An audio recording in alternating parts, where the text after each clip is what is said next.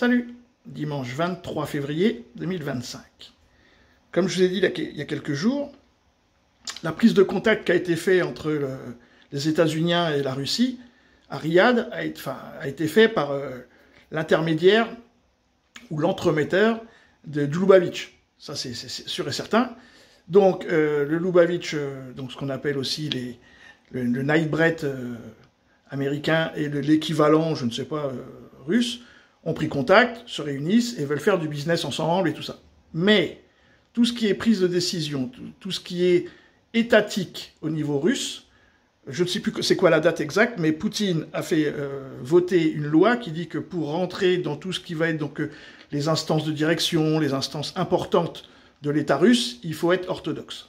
Il faut, si on est musulman ou juif ou bouddhiste, il faut se convertir à l'orthodoxie. Voilà. Donc on ne peut pas être dans la chaîne décisionnelle russe si on n'est pas orthodoxe.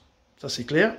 Il va le préciser. Et donc, qu'est-ce que ça veut dire? Ça veut dire que oui, le Lubavitch, Poutine va dire, ok, vous faites du business, donc tout ce qui est diamant, or, uranium, enfin bon, hein, du business, ça ok, pas de problème. Par contre, tout ce qui est militaire, sécurité de la Russie ou autre, rien à foutre du business, rien à foutre de tout ça. On reste orthodoxe, c'est clair, net et précis. Aujourd'hui, dans un contexte de changement rapide dans le monde, notre stratégie de renforcement et de développement des forces armées reste inchangée. Nous continuerons à améliorer les capacités de combat de l'armée et de la marine. Leur préparation au combat en tant que composante essentielle de la sécurité de la Russie est garantie de sa souveraineté présente et future.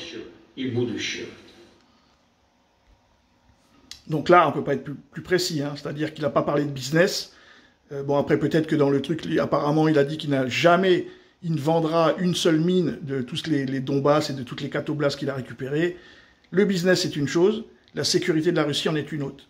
Donc les Occidentaux qui n'arrêtent pas de faire des plans, on va mettre 200 000 hommes ici, 50 000 hommes, les Américains vont nous aider, tout ça, il n'en a rien à branler, hein, c'est pas son problème. Lui continue à faire la Russie continue à faire son petit bonhomme de chemin.